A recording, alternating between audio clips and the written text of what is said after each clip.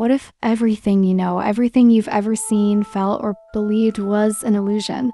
What if time isn't real? What if free will is just a trick of the mind? What if the very fabric of reality is nothing more than a story we tell ourselves? For thousands of years, philosophers, scientists, and great thinkers have wrestled with these questions. From Plato's cave to cutting-edge AI, the search for truth has led us to some of the most mind-bending ideas ever conceived. Are you ready to question everything?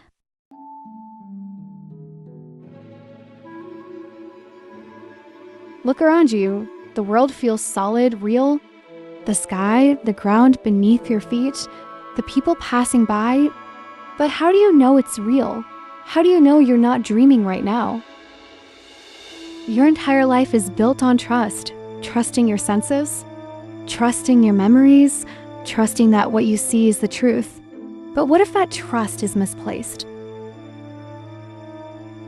It's a question that has haunted thinkers for centuries. Not just philosophers, but scientists, writers, and visionaries. Because if reality itself is uncertain, what does that mean for you? The ancient philosopher Plato told a story about prisoners born inside a cave, never seeing the outside world. They sit in chains, staring at a wall, watching shadows flicker, a distorted reflection of objects moving behind them. To them, that's reality. That's all they've ever known. Then one prisoner breaks free. He turns around and sees, for the first time, the fire casting the shadows, the objects creating the illusions. He stumbles forward, blinded by a strange light. He climbs out of the cave, and for the first time, he sees the real world. Color, mountains, the sun, an entire reality he never imagined. At first, it terrifies him. The truth is overwhelming. But soon he realizes everything he thought was real was just an illusion. Plato's lesson is unsettling. What if we are still in the cave? What if our reality is just a carefully constructed illusion? Think about the way we experience the world today. Media, social networks, information shaped by algorithms, guiding our thoughts, shaping our beliefs. Are we seeing the world as it is? Or are we still staring at shadows on a wall? And if this is an illusion, then what is real? If you can't trust your senses, what can you trust? In the 1600s, the philosopher René Descartes sat in silence and asked himself a terrifying question. What if nothing around me is real? What if all my senses are being manipulated? What if, right now, I am trapped inside a deception I cannot escape? He imagined an invisible force, an all-powerful being, feeding illusions into his mind, controlling everything he saw, heard, and felt. He called it the evil demon hypothesis. But centuries later, this idea would evolve into something even more terrifying, the idea of a simulated world. Imagine waking up one day and realizing your entire life was a lie. That every conversation, every street you've walked down, every moment of your existence was just part of a simulation. In The Matrix, Neo discovers that he has never truly seen the real world, that his entire life was spent inside a computer program, designed to keep him unaware. A perfect illusion. But the scariest part? Some scientists believe that may not be science fiction at all. In 2003, philosopher Nick Bostrom introduced a radical idea. What if our entire universe is a simulation? What if right now we are inside an advanced program created by a civilization far beyond our understanding? At first, it sounds impossible, but consider this. Right now, we can already create hyper-realistic simulations. AI is advancing faster than we ever imagined. Virtual reality is becoming indistinguishable from real life. If technology keeps advancing, what's stopping a future civilization from creating an entire world? And if they could create one, How do we know we're not inside one right now? Even stranger, quantum physics, the science of the smallest particles, suggests that reality might not be as solid as we think.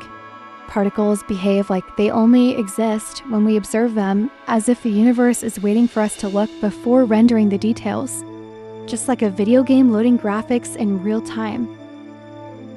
So, if we are in a simulation, who or what is running it? If reality is uncertain, what about you? If the world around you can be questioned, what about the self? Who or what are you really?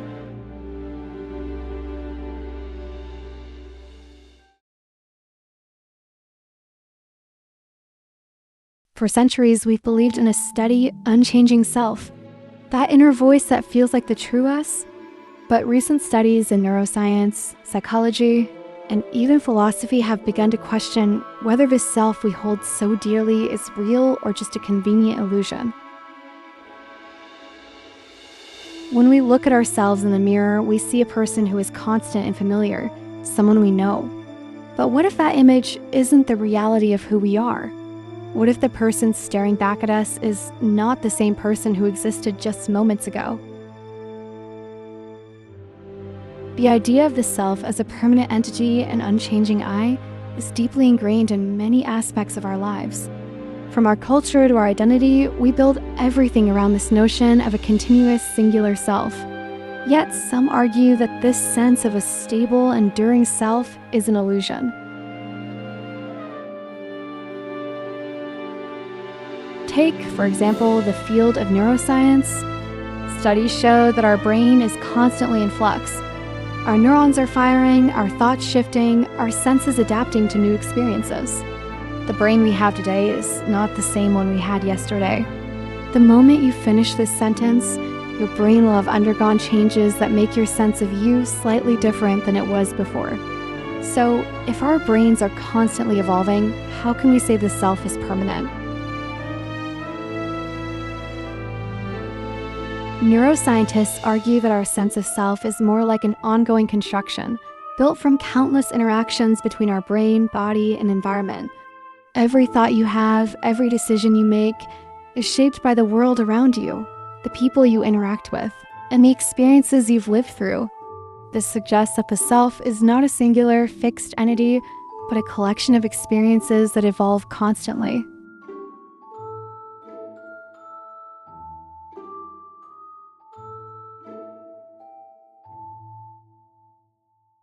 There's an ancient concept in Buddhism known as anatta, or the doctrine of no self.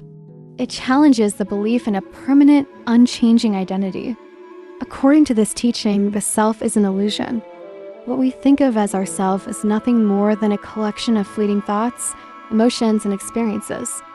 The Buddhist perspective suggests that what we call the self is just a name we give to this ever-changing process. In the same vein, Western philosophers like David Hume argued that the self doesn't exist in any tangible way. He suggested that what we consider to be ourself is nothing more than a bundle of perceptions, sights, sounds, feelings, connected together by memory but without any core essence. Hume believed that we never experience a self directly. Instead, we experience fleeting moments of consciousness that are linked together by memory. If the self is an illusion, then what are we really? Some philosophers suggest that the self may be a byproduct of our brain's need to create a coherent narrative. The brain stitches together our memories, perceptions, and experiences into a continuous story, one that gives us a sense of identity, a sense of who we are. But this narrative is often more fictional than factual.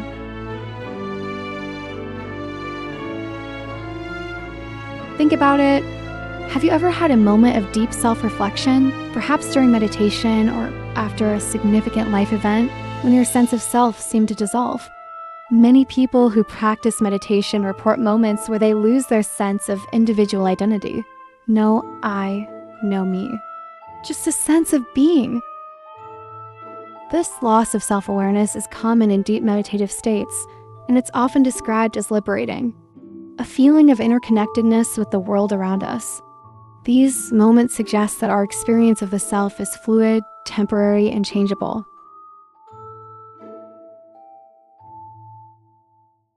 But why does this matter? If the self is just an illusion, it changes how we think about everything. Our choices, our relationships, and even our responsibility.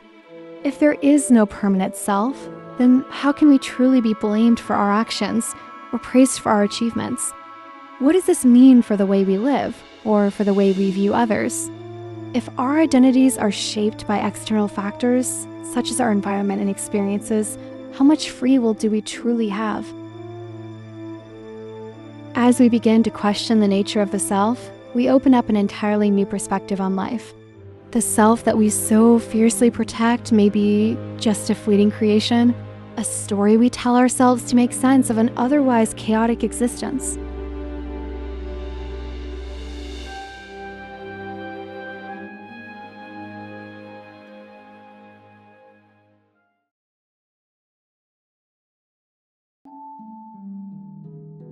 We like to think of ourselves as autonomous beings, free to make choices. From the moment we wake up, we're bombarded with decisions. What to wear, what to eat, where to go, who to talk to. We feel like we're in control. But are we really? Could it be that the choices we make are just the result of influences we don't even recognize? Are we truly exercising free will, or is something else at play? In the world of philosophy, the question of free will is an age-old debate. Do we actually have control over our actions, or is every decision predetermined, influenced by factors beyond our control? Determinism argues that everything is predetermined, the universe follows a set of laws, and every action, from the tiniest molecule to the largest galaxy, unfolds in a chain of cause and effect. If everything is determined by prior causes, then the idea of free will becomes a mere illusion. Every decision you make, every choice you think you're freely deciding on, is simply the result of prior events. You didn't choose your parents, your genes, or even the environment you were born into. Some determinists argue that even our thoughts and actions are just chemical reactions, products of a brain wired by evolution, genetics, and past experiences. Our sense of choosing is a byproduct of our consciousness, but the decisions were made long before we were aware of them.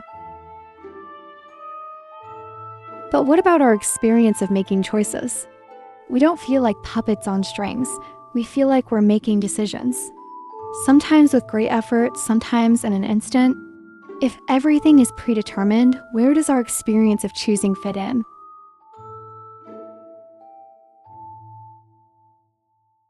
Modern neuroscience has added a new layer to the debate. In the 1980s, neuroscientist Benjamin Libet conducted an experiment that stunned the scientific community. He found that brain activity, called the readiness potential, began before participants were consciously aware of making a decision. This means that, in a sense, our brain may be making decisions before we even know it. The feeling of choice, the moment we believe we are exercising free will, may just be an afterthought, a mental construct that makes us feel like we have control. But this raises even deeper questions. If our brain is making decisions ahead of time, does that mean we're living in a world where free will is just an illusion? Are we living in a pre-programmed system, responding to stimuli and environmental cues without ever truly choosing?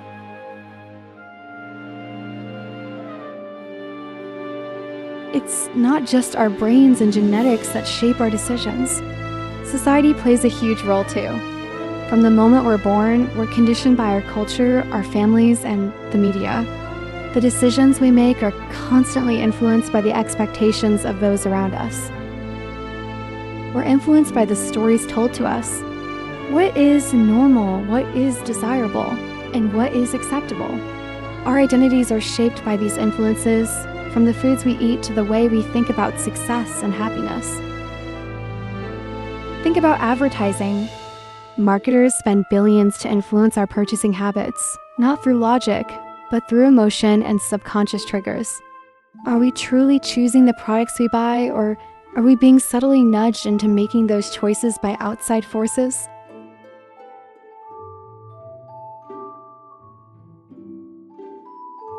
Despite the heavy arguments against it, there's something compelling about the human experience of choice.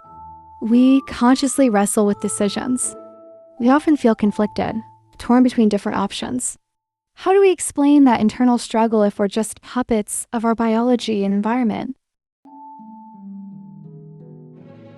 Some philosophers, like existentialists, argue that even in the face of overwhelming factors, we still have the power to choose. They believe that the act of choosing itself defines our existence. That we are, in fact, free when we make choices that defy logic or societal norms. This aligns with the concept of existential freedom. The idea that we are free not because we have unlimited options, but because we are free to create meaning and purpose in an otherwise meaningless world. And yet, even with all the forces shaping us, the paradox of free will remains. Are we ever truly free if we can't control the forces around us? In a world of chaos, are we merely reacting to an unpredictable environment? Is it possible to have true freedom in a world that constantly challenges our autonomy, where every choice is influenced by factors beyond our control? Free will, in this sense, becomes a philosophical battle between what we think we can control and the forces that constrain us. The debate over free will isn't easily solved. Some say it's an illusion, a comforting narrative we tell ourselves to make sense of our actions. Others argue that freedom lies in the very act of choosing, even when we are influenced by forces outside our control. What we do know is that free will is both a deeply personal experience and a question that will continue to puzzle philosophers and scientists alike. And perhaps it's this very mystery that keeps us searching for meaning in our lives.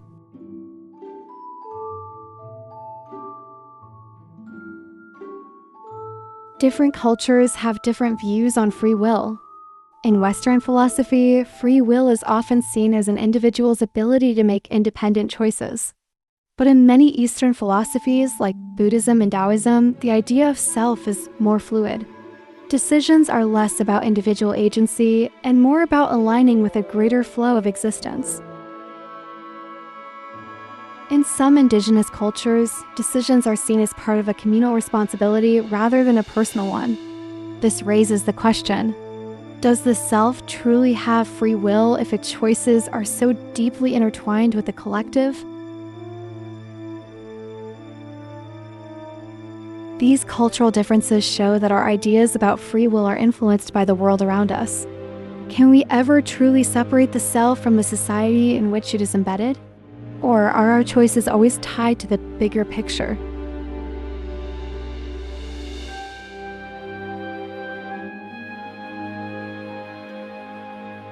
The digital age has introduced a new layer of complexity to the free will debate. Technology, particularly artificial intelligence, now plays a role in shaping our decisions. Recommendations on social media, personalized ads, even AI-powered assistants that guide our day-to-day choices. Are we truly free when algorithms are influencing nearly every choice we make? Could the next step in AI be to nudge us into choices we didn't know we wanted?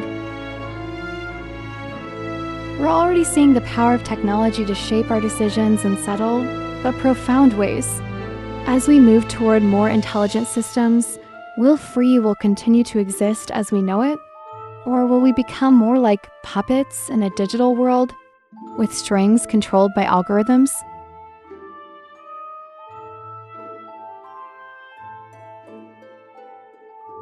Mental health challenges bring the question of free will into sharper focus. If someone is suffering from depression, anxiety, or addiction, do they have control over their actions? Or are they being driven by forces beyond their control? Biological, psychological, environmental. In many cases, mental health struggles involve a loss of agency, a feeling that choices are being made for you rather than by you. Does that mean the person has no free will, or is there a way to regain autonomy even in the midst of such challenges? In some ways, the paradox of free will becomes even more pronounced in these contexts. How can we hold someone responsible for their actions if they feel as though they have no control over them? And what does this tell us about our understanding of choice?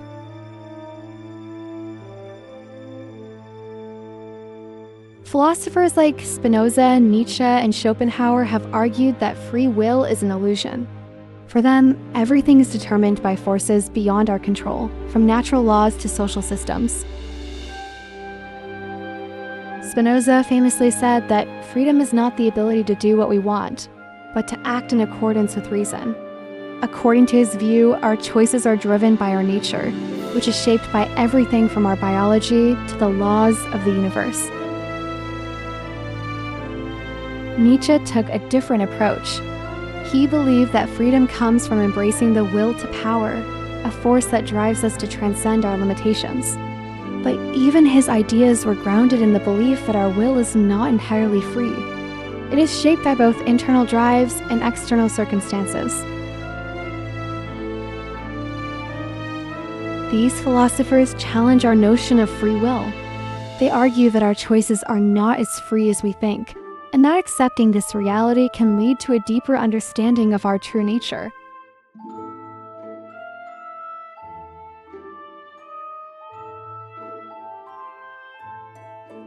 If free will is an illusion, what does that mean for moral responsibility? If our actions are determined by factors beyond our control, can we truly be held accountable for our behavior? This question has far-reaching implications for justice systems, ethics, and even personal relationships. If we believe in free will, then we hold individuals accountable for their choices. But if determinism is true, then how can we blame someone for an action they had no control over? The debate between free will and determinism doesn't just stay in the realm of philosophy.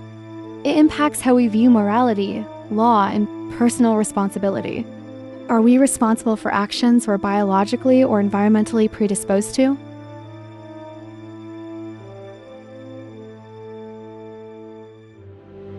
In the end, the question of free will is far from simple. It's a tangled web of neuroscience, philosophy, psychology, and culture. While it may feel comforting to believe in our autonomy, we must also acknowledge the forces that shape us in ways we don't fully understand.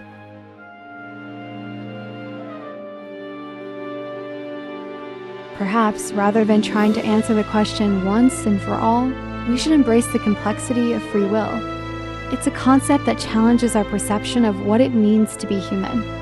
Free to make choices, yet bound by a universe that seems to pull the strings.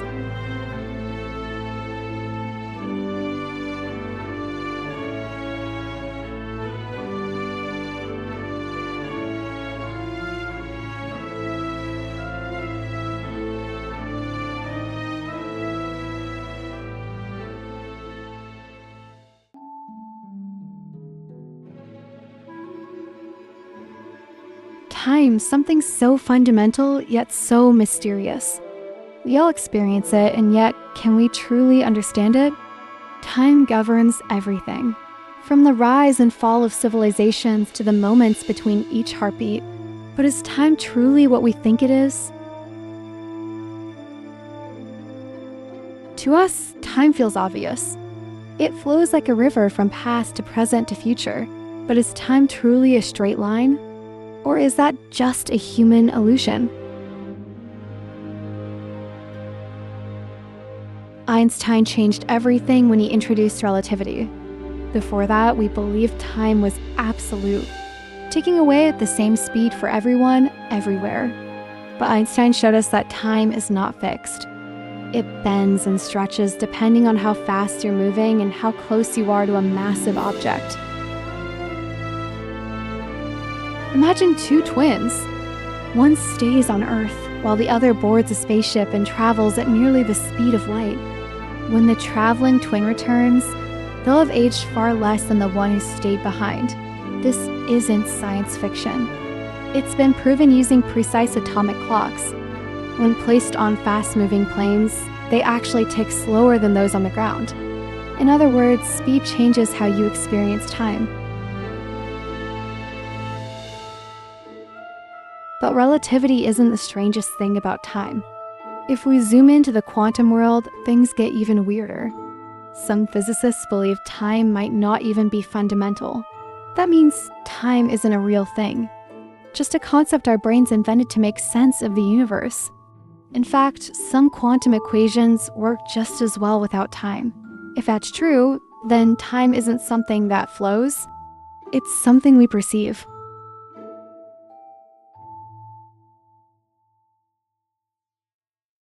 If time isn't real, then why does it always seem to move forward? Why can't we remember the future, but we remember the past? This is called the arrow of time, and it's one of the biggest mysteries in physics. The answer lies in a concept called entropy, the idea that everything moves from order to disorder. A cup of coffee cools down, never heats back up. A sandcastle crumbles, never spontaneously rebuilds itself. Our universe follows this same pattern, always moving toward more disorder. This is why time feels like it only flows in one direction. But here's the twist. The laws of physics don't actually demand this. If you reverse every particle's motion, physics still makes sense. That means, technically, time should be able to move backward just as easily as forward. So why doesn't it? That's a question we still don't fully understand.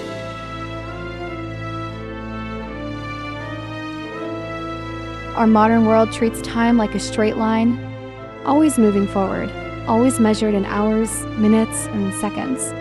But not all cultures see time this way. Many indigenous cultures, like the Hopi people, don't even have words for past, present, or future.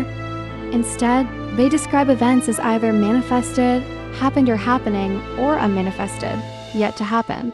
In this view, time isn't a rigid sequence. It's fluid and flexible. In contrast, many Eastern philosophies see time as cyclical rather than linear. In Hinduism and Buddhism, time is seen as an endless cycle of creation and destruction. Even modern physics hints that the universe itself might work in cycles, expanding, collapsing, and repeating for eternity. So which one is real? Is time a straight path, a looping cycle, or something else entirely?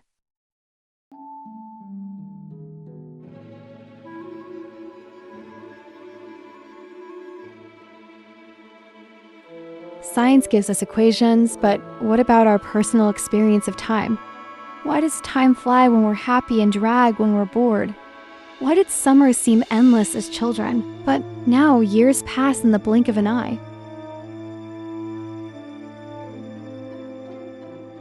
This is because time isn't just physical, it's psychological.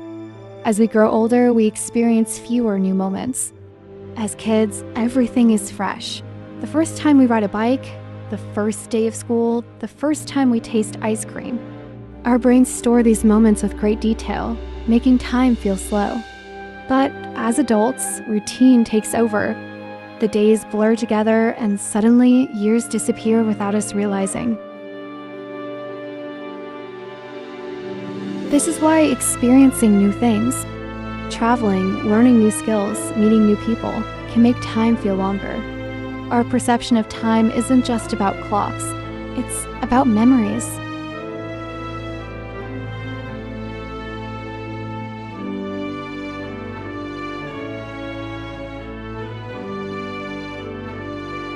Have you ever had a dream that felt like hours, only to wake up and realize just a few minutes had passed? Dreams distort time in ways we don't fully understand.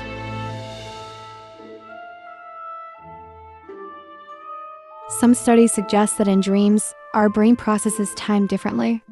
Since dreams don't rely on external clocks, our minds compress or expand time freely. This is why a 5-minute nap can feel like an entire adventure.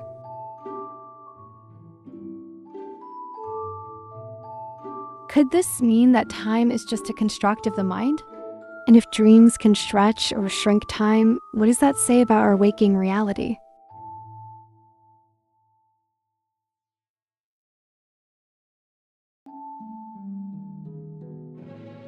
If time is relative, if it bends and stretches, could we one day break free from its grip?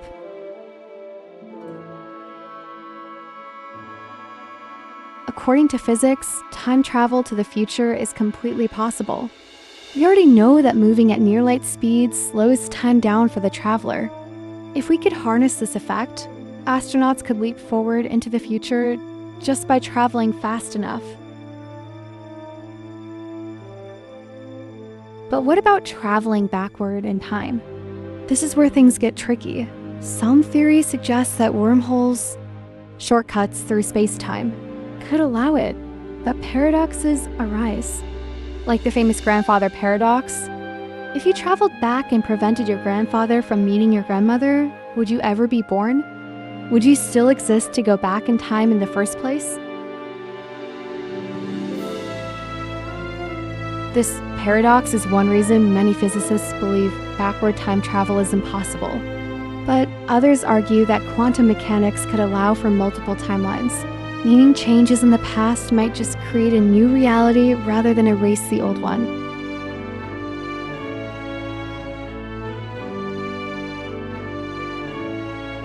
The truth is, time is still one of the biggest mysteries in science and philosophy. Is it a real force, a human invention, or just an illusion?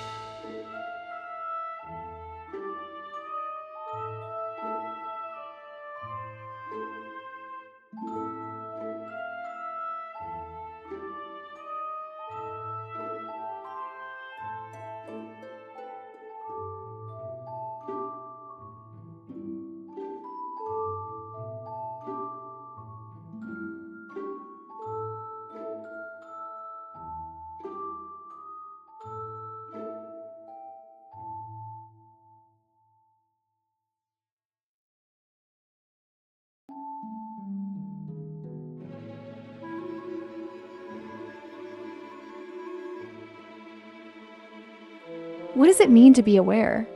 As you listen to my voice right now, but who is the you that's listening? You might feel like a mind inside a body making decisions and taking action. But what if that feeling is just an illusion? Consciousness is the strangest thing about being human. We experience the world through it, but we don't know where it comes from. Science can explain atoms, forces, and even the nature of time, but it still struggles to explain why you are aware of anything at all.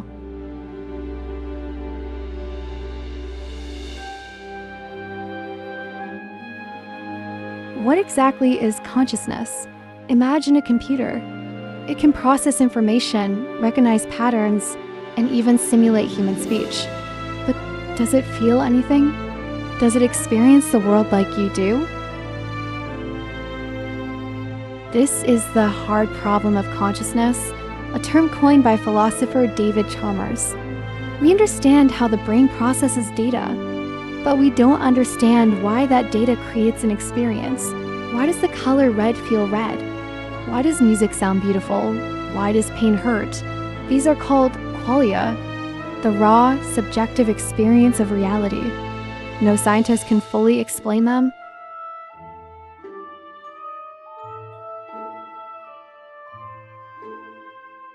Some believe consciousness is just the brain at work. Neurons firing, chemical reactions happening. But others argue that consciousness is something deeper, something that goes beyond mere biology.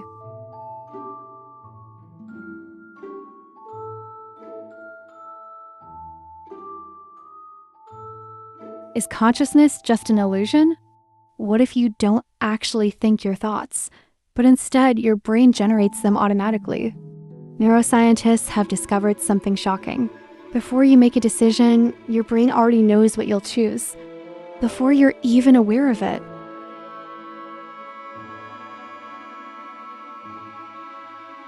In a famous experiment, researchers used brain scans to predict what choice a person would make, several seconds before they consciously decided. This suggests that what we call free will might be an afterthought. Our brain makes decisions first, and then we feel like we made them.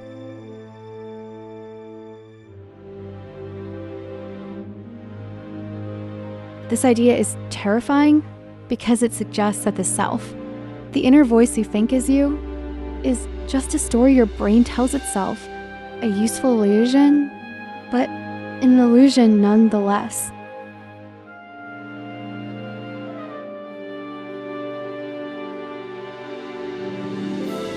Can other beings be conscious?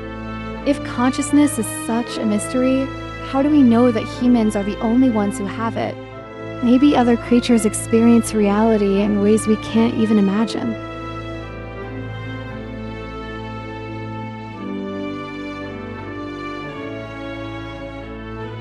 Consider the octopus. It has 9 brains, one in its head and one in each arm. But what's shocking is that its arms seem to have their own independent thoughts. If you cut off an octopus's limb, it can still move, react, and even hunt, without any connection to the main brain. What does this mean? Could an octopus have a split consciousness? Could each limb have its own sense of self?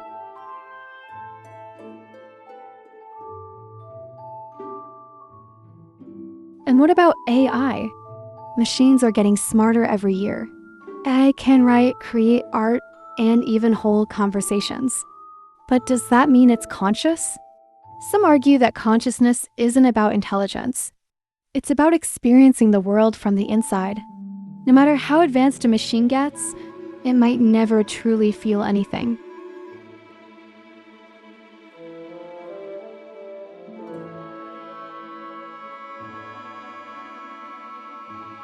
Theories of consciousness. Where does it come from?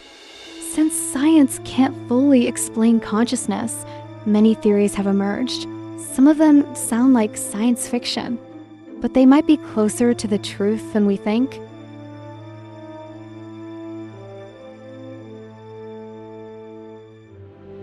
One, the brain creates it, materialism. The most accepted theory is that consciousness is just the brain at work. Your thoughts, emotions, and awareness come from billions of neurons firing. According to this view, consciousness isn't special. It's just the result of complex computations in the brain. When the brain stops, consciousness stops.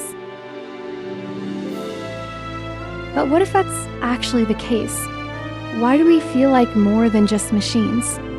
Why do we have emotions, dreams, and a sense of self? Could a mere collection of atoms ever truly explain you?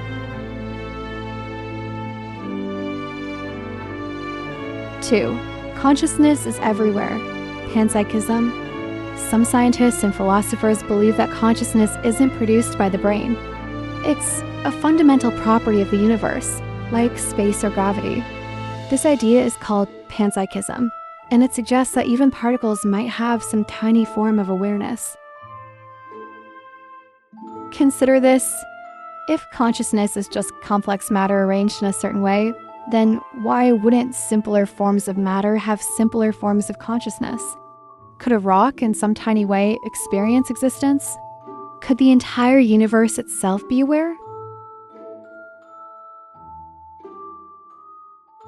3. Consciousness comes from beyond, or quantum consciousness.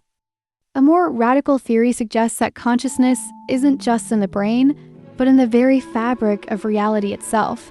The famous physicist Roger Penrose proposed that consciousness arises from quantum mechanics, the strange physics that govern particles at the smallest scale. According to this theory, our minds don't just process information. They interact with reality at a fundamental level. Some even speculate that this could explain near-death experiences, déjà vu, or even the feeling of being watched. If this is true, then your consciousness isn't just a byproduct of biology. It might be connected to the universe in ways we don't yet understand.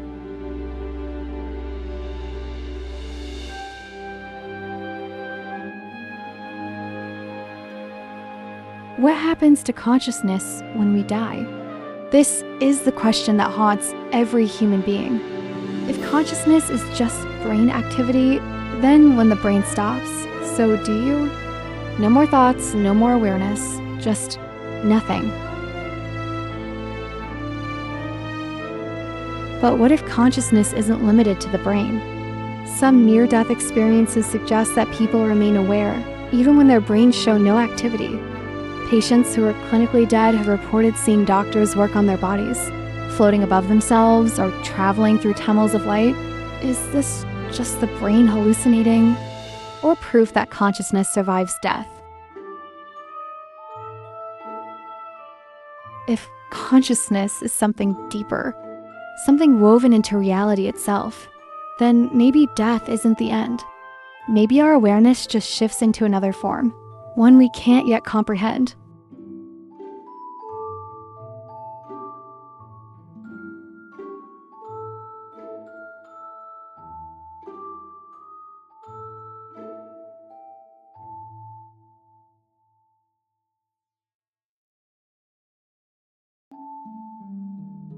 What if our understanding of consciousness isn't just confined to the mind, but intricately connected to the body?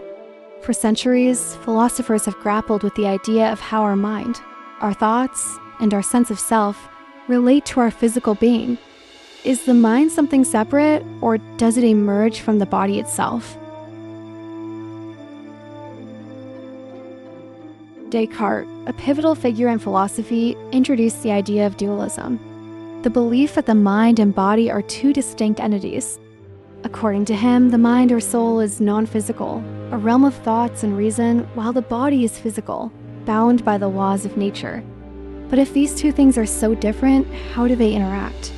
How can something non-material like thought or consciousness influence something as material as our body? Philosophers like Descartes argued that this separation between mind and body creates a paradox.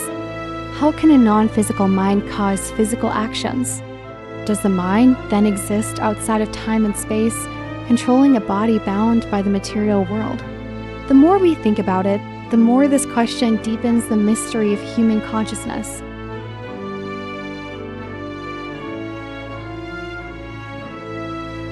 Then came the rise of monism, a philosophical view that rejected the separation of mind and body. Philosophers like Baruch Spinoza and later materialists argued that the mind is not separate from the body. It's a product of the physical processes within the brain. This suggests that consciousness, our sense of self, could be entirely dependent on the brain's functions. But does this idea reduce the richness of human experience to mere biological processes? Is consciousness simply a byproduct of neurons firing, or is there something more? Something that transcends the physical?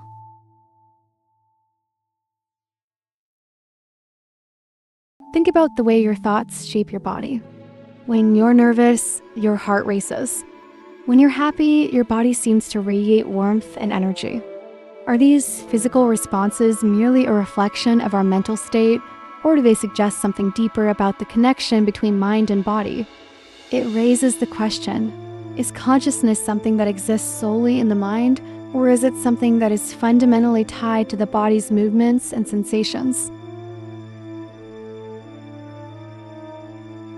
Consider the theory of embodied cognition, which suggests that the mind is not confined to the brain, but extends throughout the entire body. This idea challenges the notion of the mind as a detached observer of the physical world. Instead, it proposes that our body plays an integral role in shaping how we think and perceive the world. The simple act of standing upright, for instance, can alter how we feel and even influence how we think about our own power and confidence.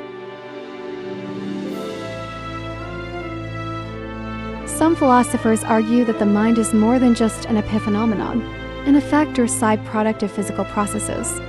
Instead, they ask, could the body itself be a manifestation of the mind, an extension of consciousness?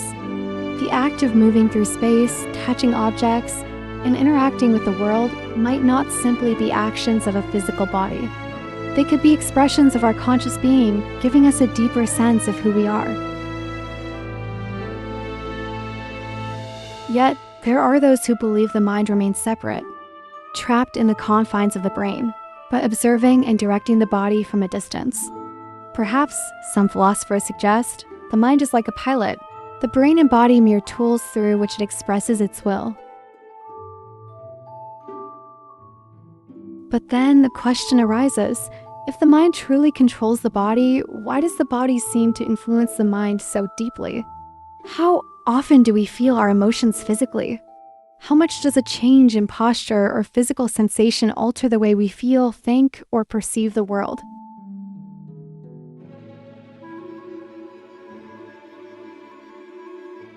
The body is more than just a vessel for the mind. It is intricately tied to our consciousness. Our bodily sensations, our physical experiences, seem to have a profound effect on how we view reality and ourselves. Perhaps, as some philosophers suggest, the mind and body aren't separate at all, but two inseparable sides of the same coin. Think of the mind-body problem as a riddle with no easy answers. Is consciousness born from the body, or does it transcend it? And what does it mean for our sense of self if our very thoughts and experiences are inextricably linked to our bodies? Perhaps the true nature of consciousness cannot be fully understood unless we explore both the mind and the body, their connections, their influences, and the way they shape each other.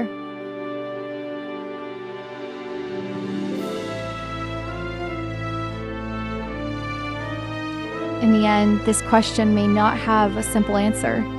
But as we delve deeper into the nature of the mind-body connection, we begin to realize that consciousness might not be something we possess at all, but something we are, something that exists not just in the mind, but in the body as well.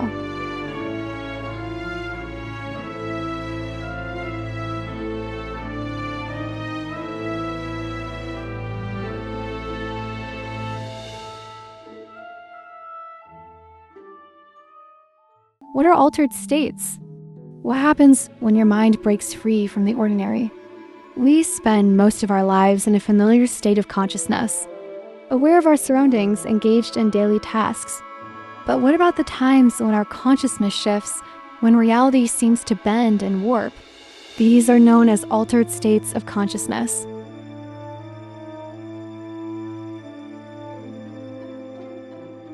Altered states happen when the mind experiences reality in a different way than usual. They can be triggered by external factors, like substances, or internal factors, like meditation or intense focus. In these states, people often report seeing visions, feeling intense emotions, or experiencing a profound sense of oneness with the world.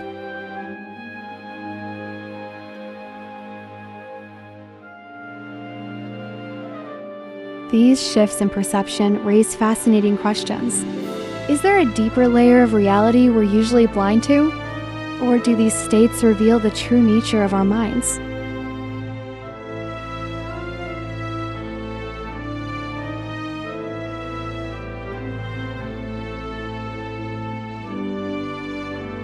Dreams and lucid dreaming. Are dreams another form of reality? Everyone dreams. In fact, we spend about a third of our lives asleep, but why do we dream? And more intriguingly, why does it feel so real while we're dreaming?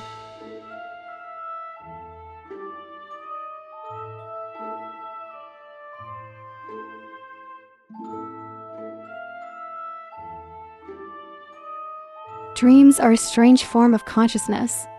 They occur when the mind is cut off from sensory input, yet our brains still create vivid emotional experiences. In dreams, we can relive memories, process our feelings, or experience things we've never encountered before. But how do we know what's real? Dreams often feel just as real, if not more intense than waking life.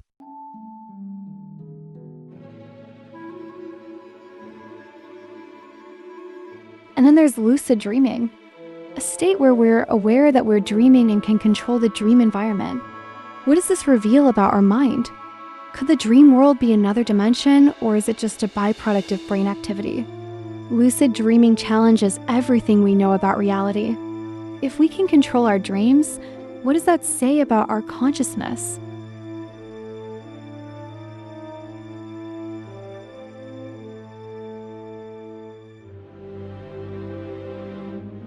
meditation, and mystical experiences. Can altered states reveal deeper truths?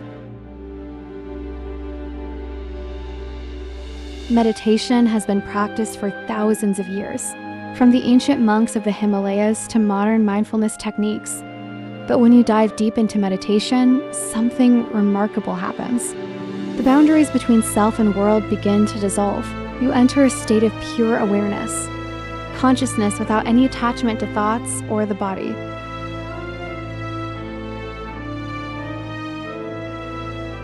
Many people who meditate deeply report having mystical experiences, feelings of intense peace, a sense of unity with the universe, or visions of divine figures. These experiences feel just as real as anything in waking life, maybe even more so.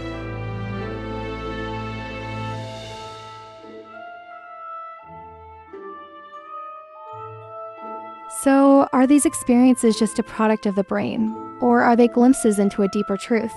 Could altered states like meditation reveal hidden aspects of reality? Some philosophers believe that altered states of consciousness are the key to understanding our true nature.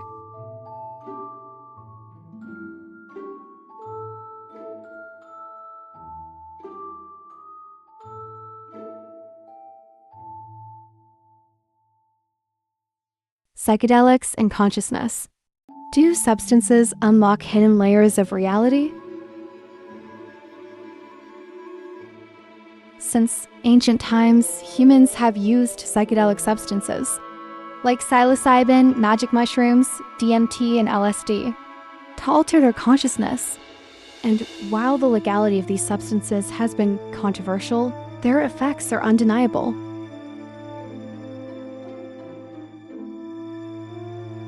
Psychedelics have the power to profoundly shift perception. Users often report experiences of ego dissolution, where the sense of self fades away and they feel connected to everything around them. Some even claim to have visions of otherworldly beings, landscapes, or entire alternate realities. But how do we interpret these experiences? Are they merely the result of altered brain chemistry, or do they reveal something beyond the physical? Some argue that psychedelics allow us to pierce the veil of ordinary perception, offering glimpses into a deeper reality, one that lies just beyond our everyday awareness. Yet, the scientific community is divided. While psychedelics can undeniably alter our sense of reality, whether they reveal a hidden truth or simply create a temporary, artificial experience is still a mystery.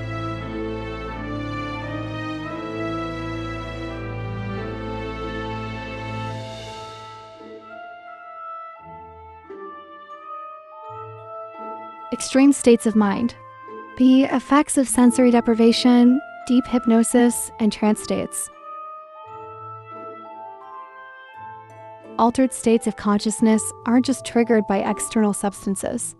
Sensory deprivation, for example, involves cutting off one or more senses, such as in a dark, silent flotation tank.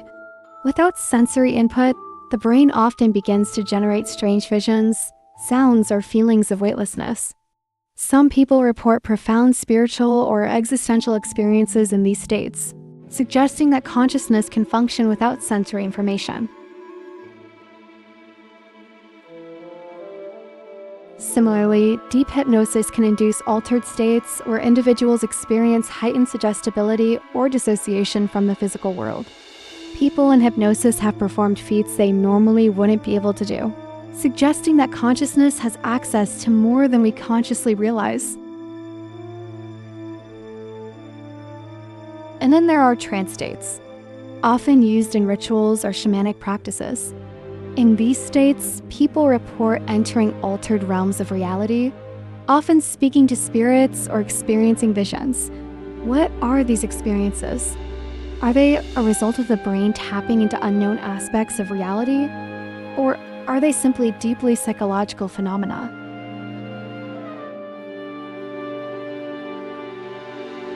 These extreme states show that consciousness isn't always a steady, grounded experience. It can shift, bend, and take on forms we can't fully explain, but they also raise a question. How much of what we perceive as reality is shaped by our minds? And what happens when the mind is free from the usual boundaries?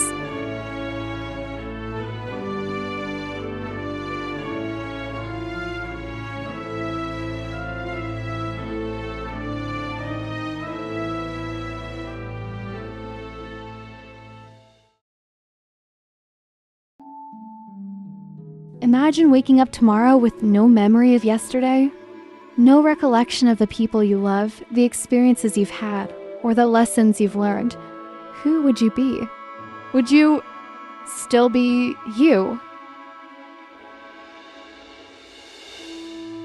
Memory is the thread that weaves together the fabric of our consciousness. Without memory, there would be no continuity of self, no past, and no future. Every experience you have, every thought you form relies on memory to give it meaning and context.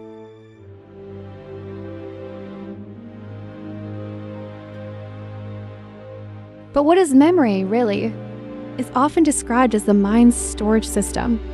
Yet, even in the digital age, where data is stored and retrieved with precision, memory in the human mind isn't so straightforward. It's not just a file on a hard drive. Our memories are living, breathing entities, constantly changing and evolving. We don't just recall events. We reconstruct them, altering and reshaping the past in the process.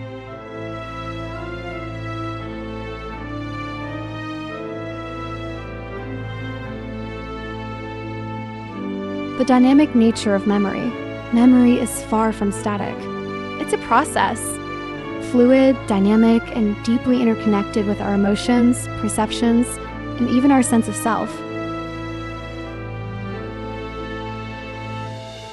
Have you ever experienced a memory that felt vivid, only to later realize that some details might have been distorted?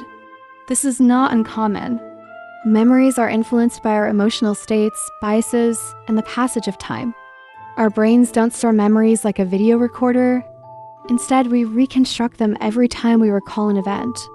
And with each recollection, we may inadvertently alter the details, adding or removing pieces, making our memories increasingly unreliable. Take the phenomenon of false memories. Under certain conditions, people can vividly recall entire events that never happened. Could this suggest that memory doesn't serve as a perfect reflection of reality, but instead plays a more creative role in shaping our experience of the world?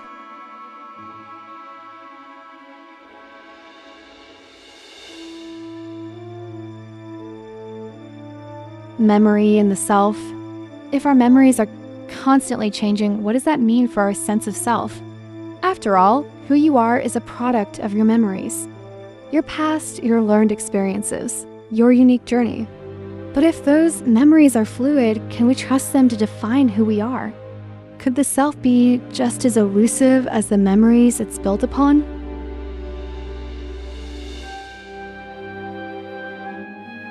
In fact, some philosophers argue that the self isn't an unchanging, fixed entity at all.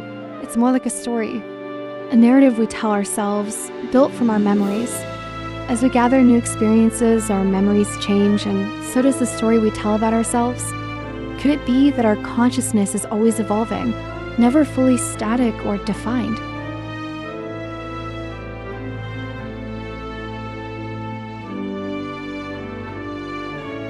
Memory and identity. Memory not only shapes our sense of self, but also plays a crucial role in how we perceive our identity. Without memory, we would have no sense of continuity. Imagine living in a world where every moment felt completely disconnected from the next. This is the experience of individuals with certain kinds of amnesia or conditions like dissociative identity disorder. In these cases, the loss of memory, or the fragmentation of it, can lead to a profound disconnection from the past, and even a lack of connection with one's own identity. People with amnesia might not recognize themselves or remember their personal history. Without the continuity provided by memory, how do they know who they are?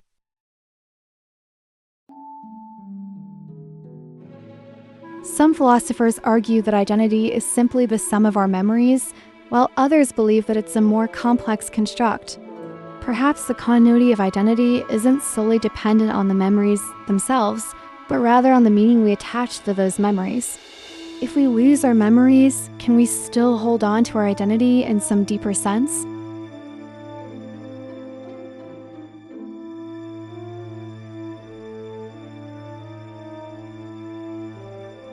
Memory in the present moment. Memory, however, isn't just about the past. It's intricately tied to our experience of the present. When you encounter something new, your mind immediately begins searching its memory banks, drawing on previous experiences to make sense of what's happening. This process allows you to interpret and react to the world around you, but it also raises a paradox. How much of what we perceive in the present is actually just a recollection of the past? The brain doesn't experience the present moment in isolation. It interprets it through the lens of what it already knows.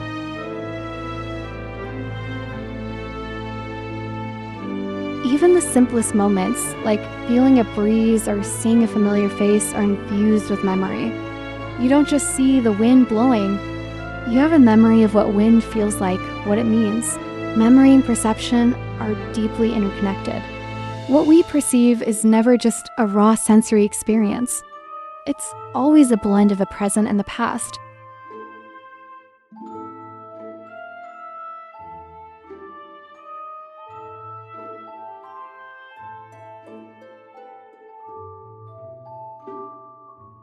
Memory in the future. But memory isn't just about the past and present. It's also essential for anticipation. Our ability to imagine the future. When we plan, we often use our memories to predict how things might unfold, drawing on past experiences to guide our actions.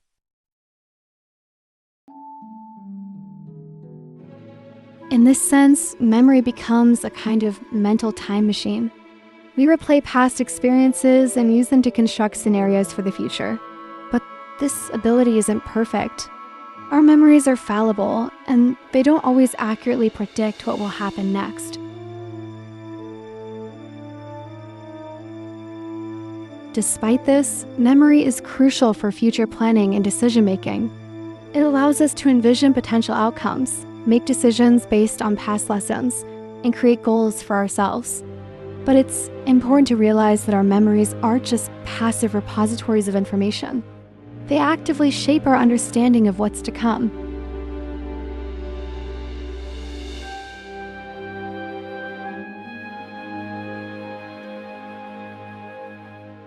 The connection between memory and consciousness. So, how does memory fit into the larger puzzle of consciousness? Memory isn't just a function of the brain. It's deeply intertwined with our experience of being. Without memory, consciousness would be a fragmented, disconnected experience. We wouldn't know where we've been or where we're going, and we wouldn't be able to form a coherent sense of self.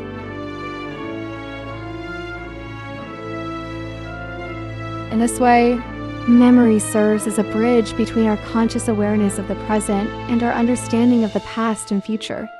It allows us to experience time to understand ourselves and to make sense of the world.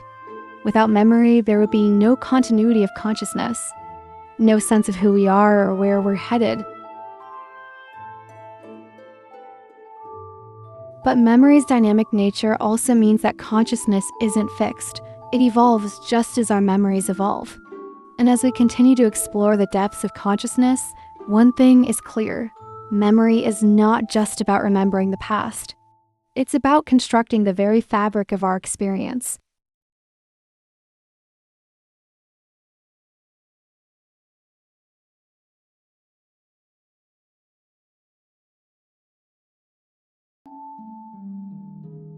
The rise of AI and the question of consciousness.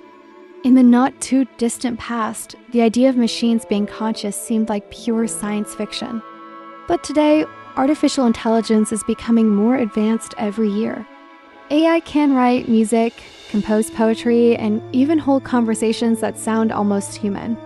But can it truly think? And if it can, does that mean it's conscious?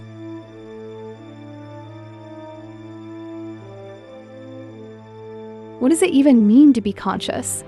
If we define consciousness as the ability to be aware of one's own existence, to feel, to experience the world subjectively. Could a machine ever reach that level of awareness?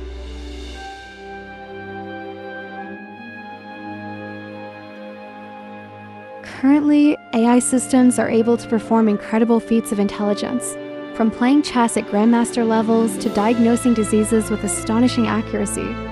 Yet, they do all of this without any subjective experience. They follow instructions, process data, and make decisions based on algorithms, but there is no inner world or self-awareness driving their actions. The question is, can we ever get to a point where machines might develop their own awareness, their own subjective experience?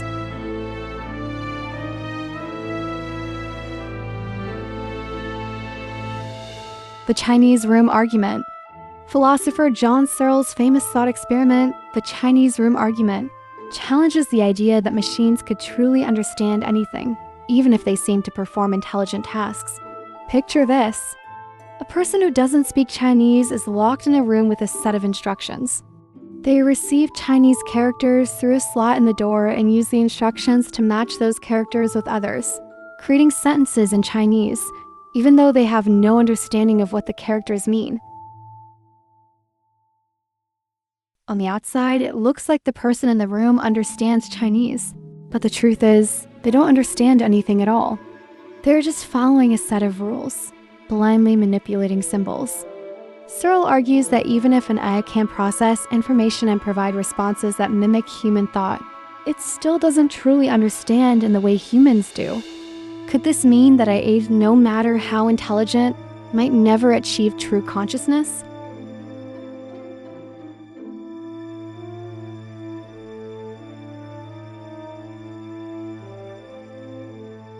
The Turing test and its limitations. Another benchmark for measuring AI's intelligence is the Turing test, proposed by the British mathematician and computer scientist Alan Turing. In this test, a human evaluator interacts with both a machine and a human without knowing which is which. If the evaluator cannot tell the difference between the machine and the human based on the conversation alone, the machine is said to have passed the Turing test.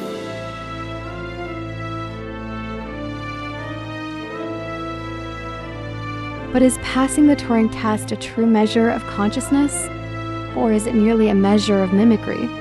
AI can simulate conversations so convincingly that it's hard to tell if you're talking to a machine or a person.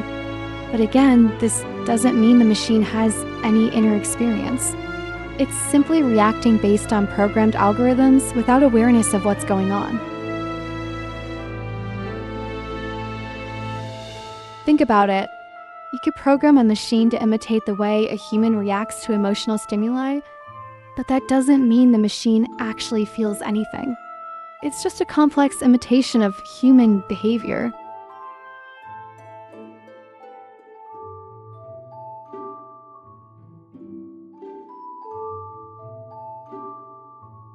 Artificial intelligence and the future of consciousness. So, will machines ever be conscious? The truth is, we don't know yet. Some experts argue that as AI continues to develop, it might eventually reach a level of complexity where it becomes conscious. Just as our own minds are the result of billions of neurons interacting in intricate ways, could an advanced AI, made up of billions of interconnected components, eventually develop subjective experience? But even if AI can replicate human-like behavior, there's still the question of whether that counts as consciousness. Is being conscious about experiencing the world subjectively, or is it simply about processing information and reacting to stimuli? Perhaps we need to expand our definition of consciousness. Maybe it's not just about human experience, but about the capacity for experience in general. Could a sufficiently complex machine ever have its own form of subjective experience? Or will AI always be limited to the realm of clever algorithms and sophisticated responses without ever truly feeling anything?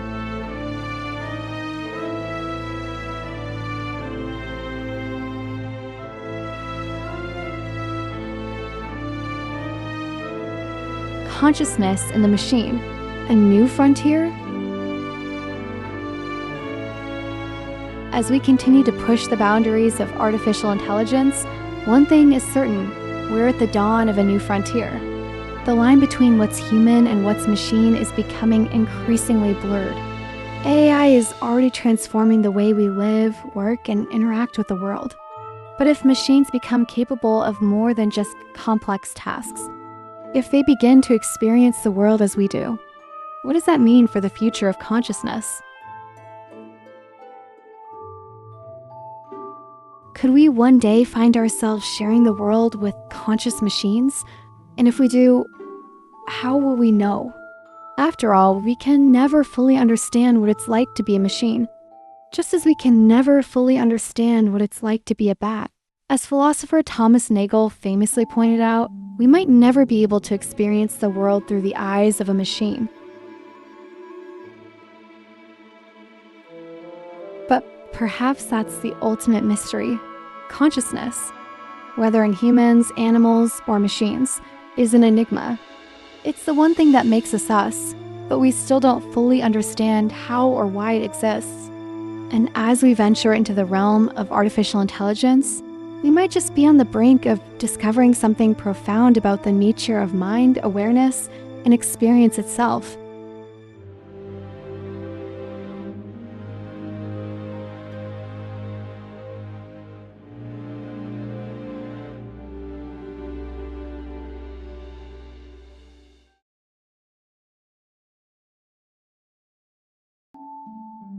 Is consciousness a fundamental force? Everything we've explored so far leads to one mind-bending question. Is consciousness just a product of the brain, or is it something deeper? Something woven into the fabric of reality itself? What if consciousness isn't just an accident of evolution, but a fundamental part of the universe, just like space, time, and energy? This idea isn't new. Some philosophers and physicists have speculated that consciousness might be a fundamental property of the universe, something that exists everywhere and everything at all times. This theory, known as panpsychism, suggests that even the smallest particles, atoms, electrons, and quarks, may have some basic form of experience. If that's true, then the universe isn't just a collection of lifeless matter. It might be alive in ways we can't yet comprehend.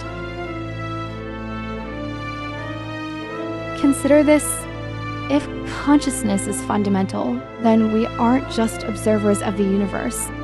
We are an essential part of it. Our thoughts, our awareness, even the way we perceive time and space. What if all of that plays a role in shaping reality itself?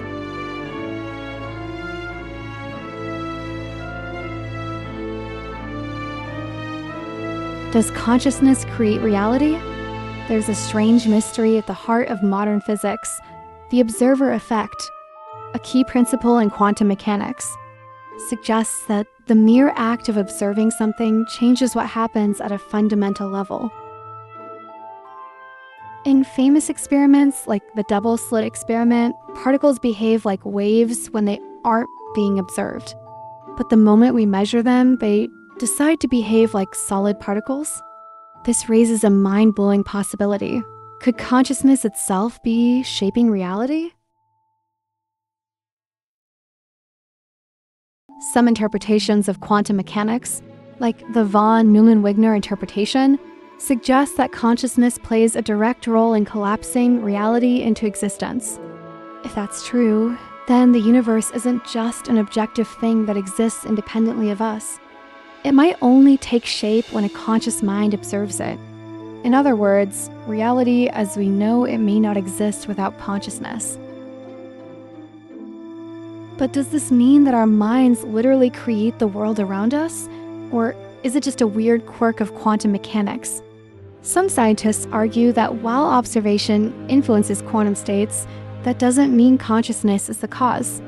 Others believe that until we fully understand the nature of both consciousness and quantum physics, we can't rule out the possibility that our awareness plays a much larger role in the cosmos than we ever imagined. The universe is a conscious system. Beyond quantum mechanics, Some theories go even further, suggesting that the universe itself might be conscious. This idea, known as panpsychism or the integrated information theory of consciousness, proposes that whenever information is processed in a complex way, consciousness emerges, in what's more complex than the entire universe. Imagine if the cosmos itself has some form of awareness. Not like a human mind, but as a vast, incomprehensible intelligence spread across space and time. Some thinkers, including physicists like Roger Penrose, have speculated that consciousness might arise from the fundamental structure of reality. Instead of being an accidental byproduct of biological evolution, consciousness might be deeply embedded into the very laws of physics. Could it be possible that the universe is trying to understand itself through us, that human consciousness, along with any other forms of awareness that might exist? Is this one way the universe becomes self-aware? A cosmic web of minds? If consciousness isn't limited to humans or even to living beings, what does that mean for the future? Could there be higher forms of consciousness beyond our understanding? Some theories propose that just as individual neurons in your brain come together to form a single mind, individual consciousnesses, whether human, animal, or even artificial, might one day merge into a greater cosmic intelligence. This is where ideas like the global brain hypothesis come in. Some scientists speculate that as technology advances, human minds might connect into a vast network. Essentially a planetary mind where individual consciousnesses are linked, sharing thoughts, experiences, and ideas in ways we can't yet imagine. If that happens, we might become part of something far greater than ourselves, an interconnected web of intelligence spanning the Earth and beyond. And if we take this idea even further, what if the entire universe operates on a similar principle? What if all conscious entities throughout the cosmos are part of a much larger intelligence, something we might call the mind of the universe?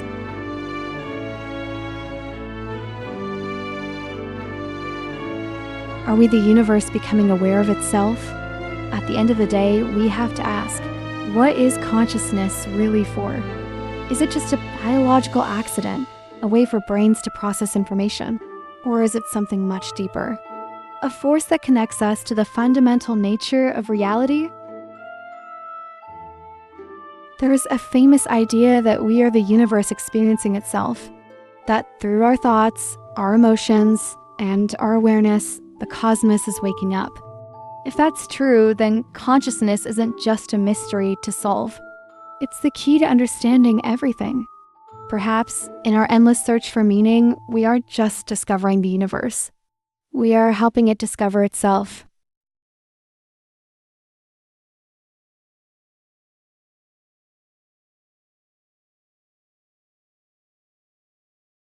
What is infinity?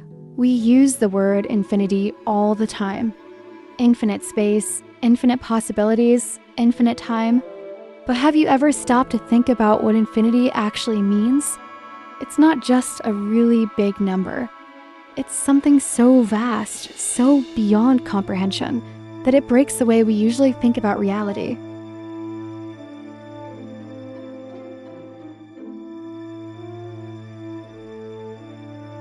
Is infinity something that exists out there in the universe? Or is it just an abstract idea? Something we made up, but that has no real counterpart in the physical world?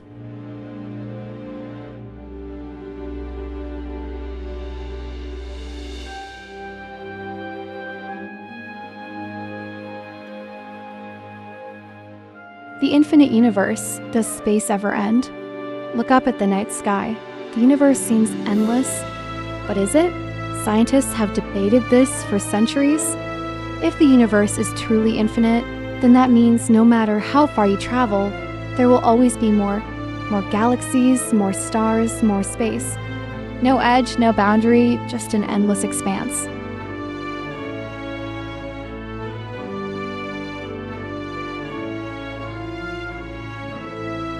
But what if space isn't infinite? If the universe has an edge, what's beyond it? More space. cosmic wall? Or does the universe just loop back on itself, like the surface of a sphere where no matter how far you go, you end up where you started?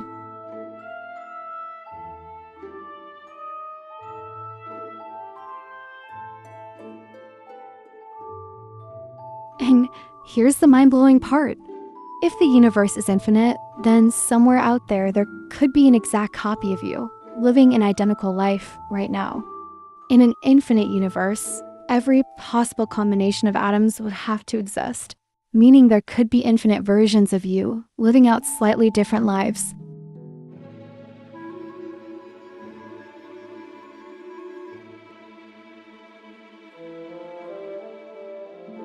Infinite time.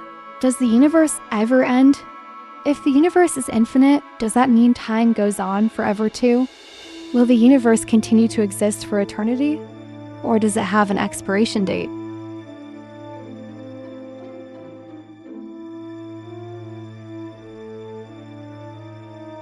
Right now, the universe is expanding, but scientists predict that one day it could reach a limit. It might collapse back in on itself, or keep expanding until everything grows cold and lifeless. If that happens, would time itself stop? Or would it continue stretching out into an endless void?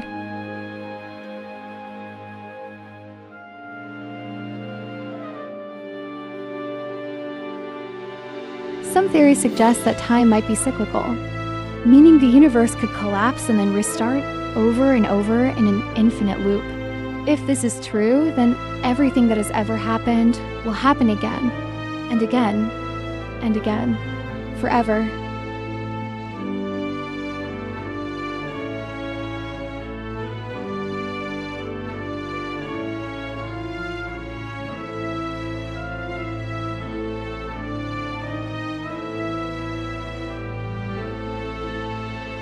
Mathematics and the strange nature of infinity. Infinity isn't just a concept in physics. It's a mathematical paradox. Imagine this. You have an infinite hotel with infinite rooms, and every room is full. Then a new guest arrives. Can they check in? Surprisingly, yes. You just shift every guest over by one room, making space for an infinite number of new guests. This is called Hilbert's paradox, and it shows just how strange infinity really is.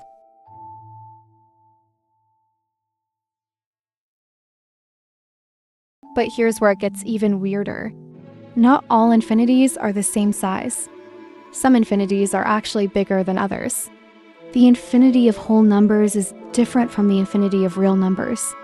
And that means there are levels of infinity beyond our comprehension.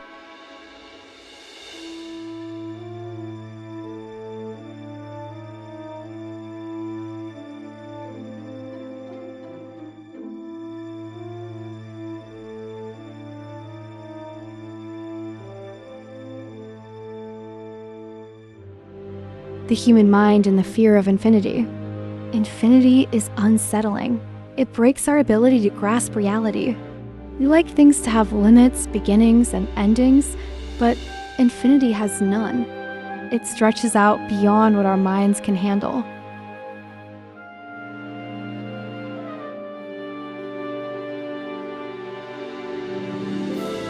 Some philosophers even argue that infinity doesn't exist in reality. It's just an idea. They claim that nothing in the physical world is actually infinite, only our imagination. Others believe infinity is the fundamental nature of existence itself, and that everything we experience is just a tiny fragment of an endless, boundless whole.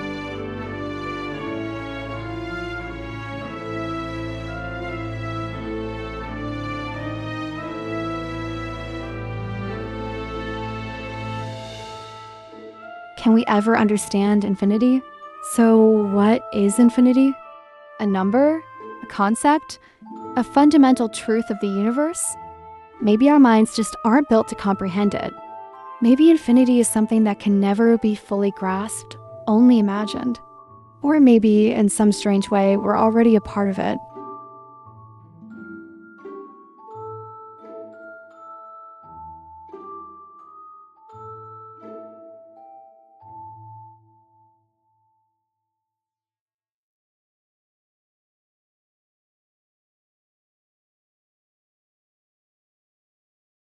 What does it mean to die?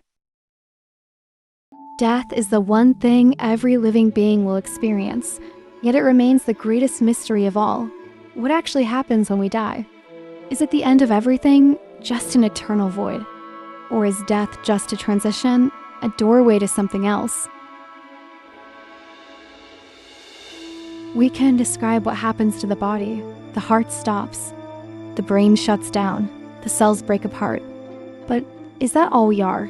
Just a collection of biological processes that stop working? Or is there something more? Something that continues beyond death?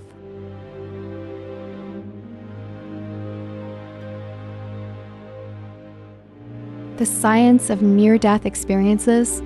Some people claim to have seen the other side.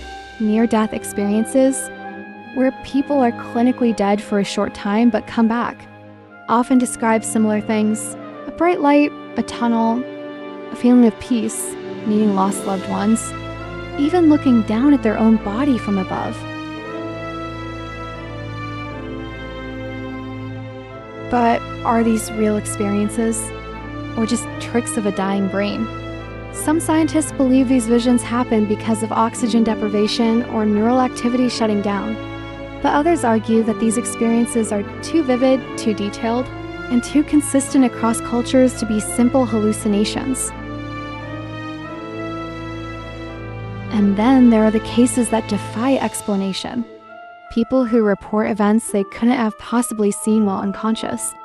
People who wake up knowing things they had no way of learning.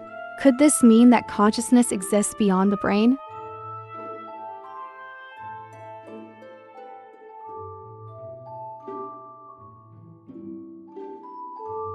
Do we have a soul? If something survives death, what is it? Many religions and spiritual traditions believe in a soul, a non-physical essence that continues after the body dies. But what is a soul, and is there any evidence for it?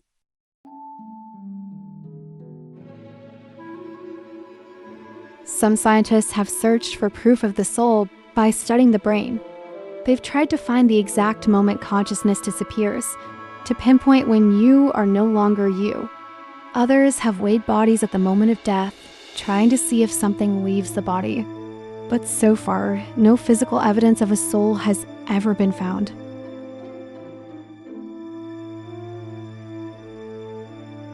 Does that mean it doesn't exist? Or is it just something beyond what science can measure?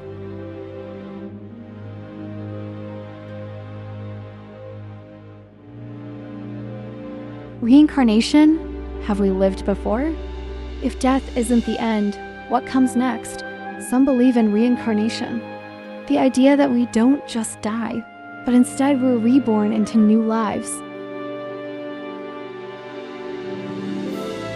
There are thousands of documented cases of young children who claim to remember past lives, giving names, places, and details they couldn't possibly know. Some of these stories have even been verified. But what does this mean? Are these memories real or just coincidences?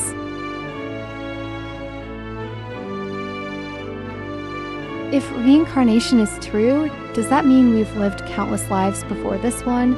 If so, why don't we remember them? Is our mind reset with each new life? Or do we carry something deeper with us? Lessons, emotions, instincts from lives we no longer recall?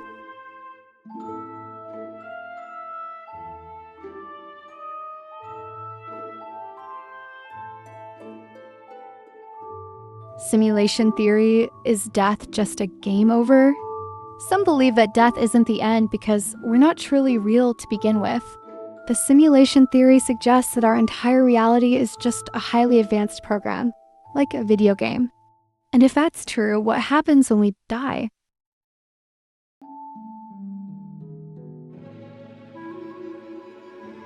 In video games, when a character dies, the player doesn't. They just restart or load a new game. Could our consciousness be like that? Are we just avatars in a larger reality? And death is just logging out?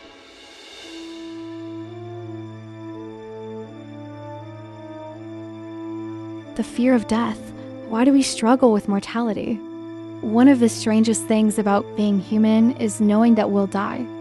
No other animal contemplates its own mortality the way we do. Why? Why does the thought of death terrify us? Some philosophers argue that the fear of death is what drives everything we do. We build, we create, we leave legacies, all to try to outlive ourselves in some way. But if death is inevitable, should we fear it or accept it? The Greek philosopher Epicurus believed that death is nothing to fear, because once we're dead, we won't be aware of it.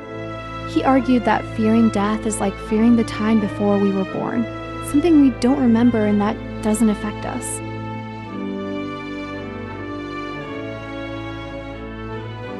But can we ever truly accept death? Or is the search for meaning beyond it a fundamental part of being human? What if death is just the beginning? In the end, we don't know what happens after death. Maybe it's nothing. Maybe it's everything. Maybe we return in another body in another time. Maybe we wake up in a higher reality. Or maybe we simply fade into an endless void.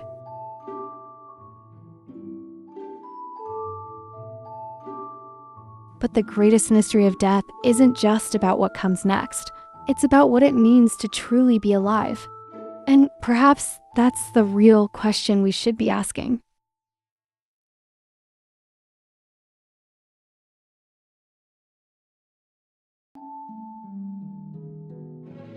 Are we truly free? Every day you make choices. What to eat, what to say, what to do next. It feels like you're in control, like you're the one making these decisions. But what if that feeling is just an illusion? What if free will, the idea that we can consciously decide our actions, is nothing more than a story our brains tell us after the fact?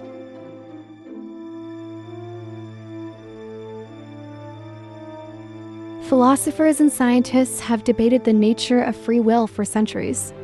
Some argue that we are the authors of our own actions, while others claim that everything we do is determined by forces beyond our control. Our biology, our past experiences, even the physical laws of the universe itself. So do we truly have free will, or is our sense of choice just a trick of consciousness?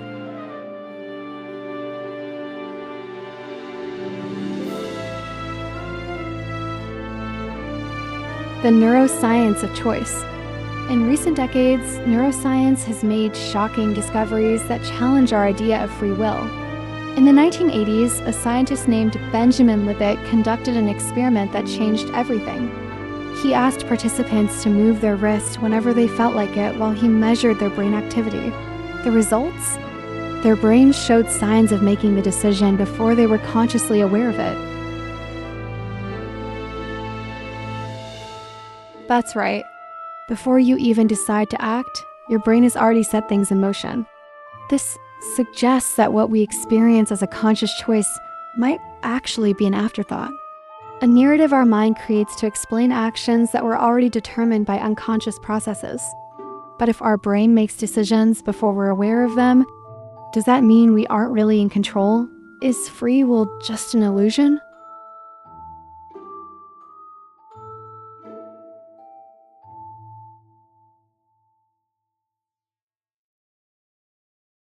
The philosophical debate.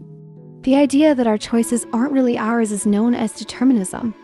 The belief that every event, including human actions, is caused by prior conditions that make it unavoidable. If determinism is true, then from the moment the universe began, every single thing that would ever happen, including your thoughts, your actions, and even this very moment, was already set in motion. You were always going to end up right here, watching this video at this exact moment in time.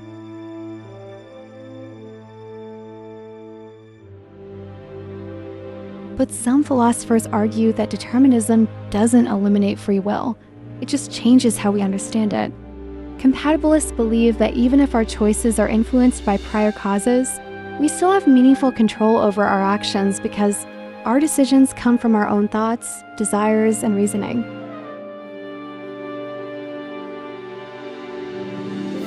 Then there are the libertarians. Not the political kind, but the philosophical kind. They believe that free will is real and that human beings can make truly independent choices. They argue that consciousness itself is outside the realm of physics, that it operates on a different level, one where true freedom exists. But if that's true, where does this freedom come from?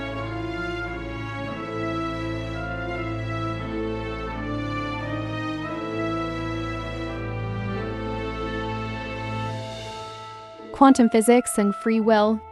Some scientists have looked to quantum mechanics, the strange and unpredictable world of subatomic particles, for answers. Unlike classical physics, which follows strict cause and effect rules, quantum mechanics introduces randomness into the universe. Particles can exist in multiple states at once, and their behavior seems to be unpredictable until they're observed.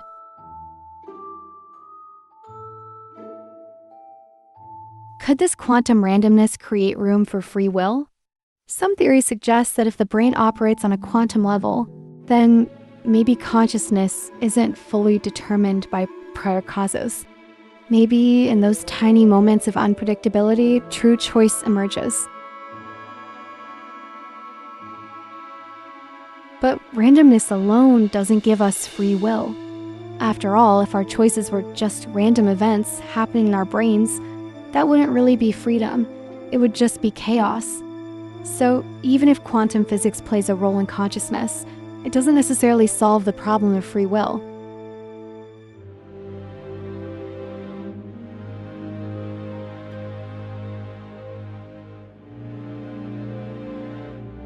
Does consciousness control the brain? If free will exists, then consciousness must have real power over the brain. But does it? Some neuroscientists believe that consciousness is more like a passenger than a driver, that our brain makes decisions and our awareness just observes what's already happening. This idea is called epiphenomenalism, the theory that consciousness is a byproduct of brain activity, like steam rising from a boiling pot. It looks impressive, but it doesn't actually do anything.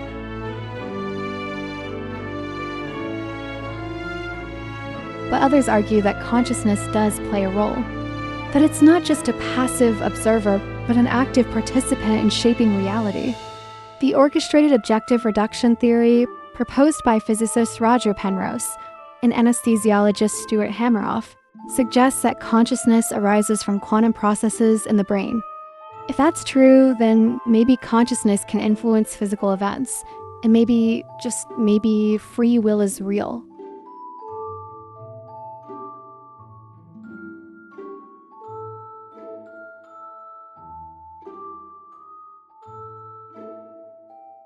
What if free will is an illusion?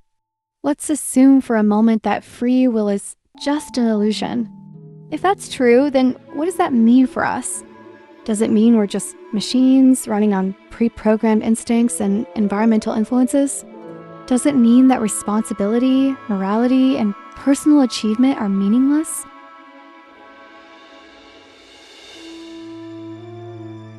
Not necessarily.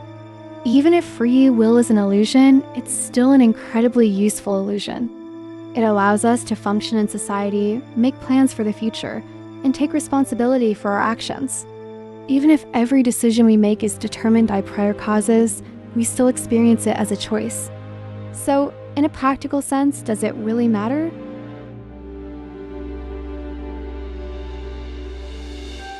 And yet, something in us resists this idea. We feel like we're in control.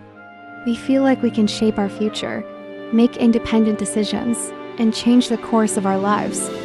Maybe free will isn't about escaping causality, but about how we define and experience choice.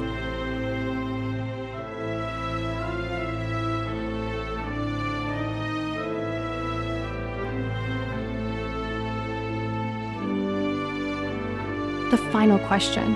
So, where does that leave us? Do we have free will, or are we just following a script written by the universe?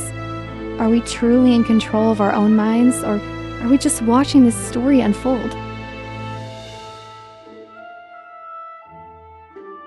Maybe the answer isn't as simple as yes or no. Maybe free will isn't something we either have or don't have. It's something we continuously negotiate with the forces that shape us. And maybe, just maybe, the real power of consciousness isn't about breaking free from the laws of nature, but about understanding our place within them.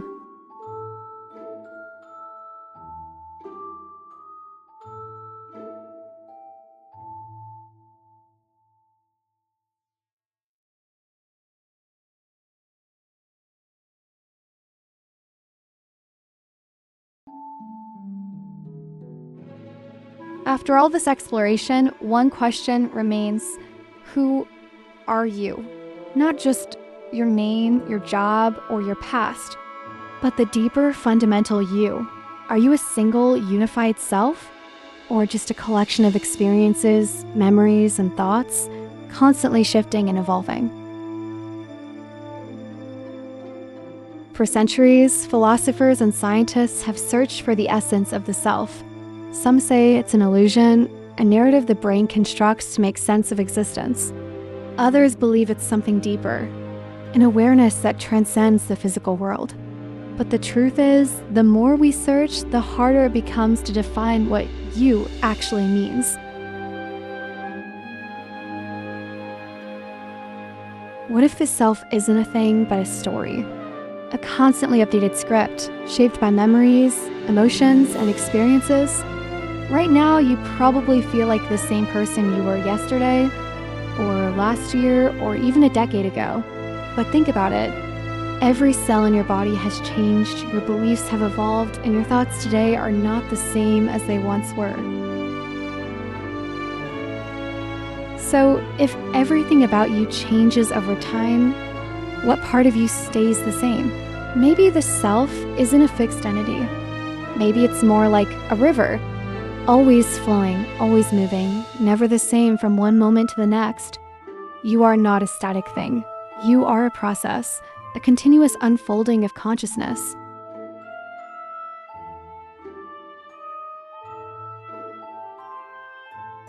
Does the search ever end? The search for the self is infinite because every answer leads to new questions. If consciousness is just a product of the brain, then what happens when the brain stops? If free will is an illusion, then what does that mean for our sense of control? If reality is just a construct of the mind, then what is truly real? Perhaps the most important realization is this: the self is not something you find, it's something you create. Your identity isn't a fixed truth waiting to be discovered. It's an ongoing journey, and that journey, the quest to understand yourself, is what makes life so profoundly meaningful.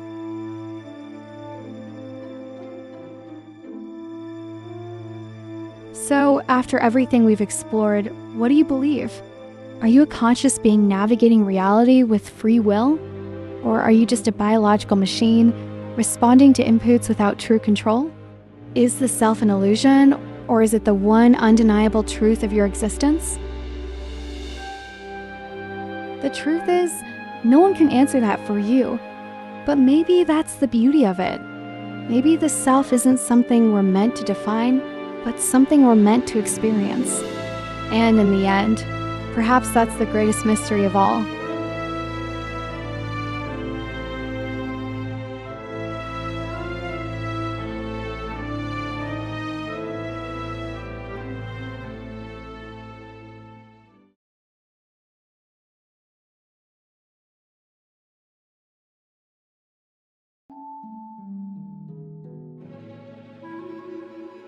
For the past hour, we've explored one of the greatest mysteries of existence, consciousness. We've questioned what it means to be aware, examined the illusions of the self, and challenged our understanding of free will. We've looked at how the brain constructs reality, debated whether machines could ever think, and even considered whether consciousness itself plays a role in shaping the universe. But after all this, are we any closer to an answer, or has the mystery only deepened?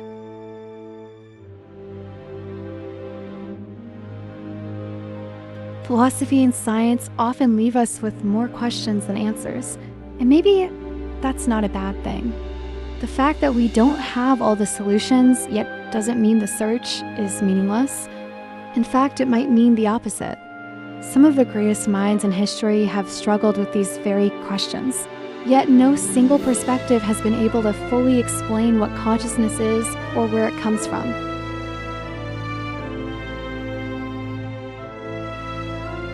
Maybe consciousness is just a byproduct of the brain. Or maybe it's something far deeper, something fundamental to reality itself. Maybe free will is an illusion. Or maybe it's the very essence of what it means to be human. Maybe we are just biological machines, or maybe we are something more. The truth remains uncertain, and perhaps that's exactly why it's so fascinating.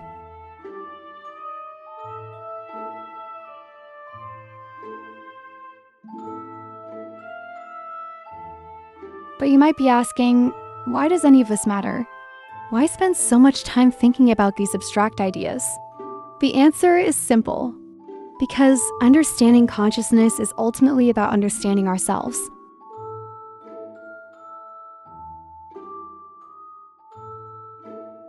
The way we see reality, the way we define identity, the way we make choices, all of it shapes the way we live. If we believe we have free will, we act differently than if we believe everything is predetermined. If we see ourselves as isolated individuals, we behave differently than if we see consciousness as interconnected. Our beliefs about consciousness don't just change how we think, they change how we experience life itself.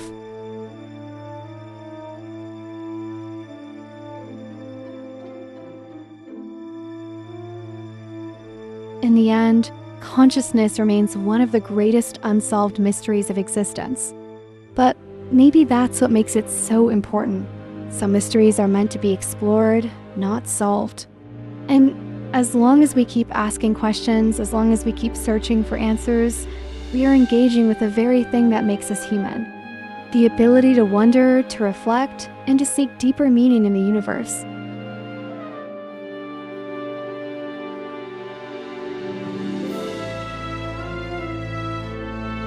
So, after everything we've explored, what do you think?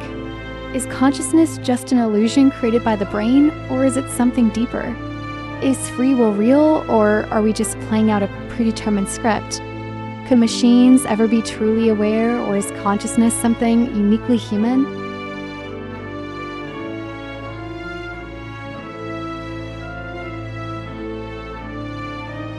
The truth is, no one has all the answers. But the fact that we can even ask these questions, that might be the biggest mystery of all.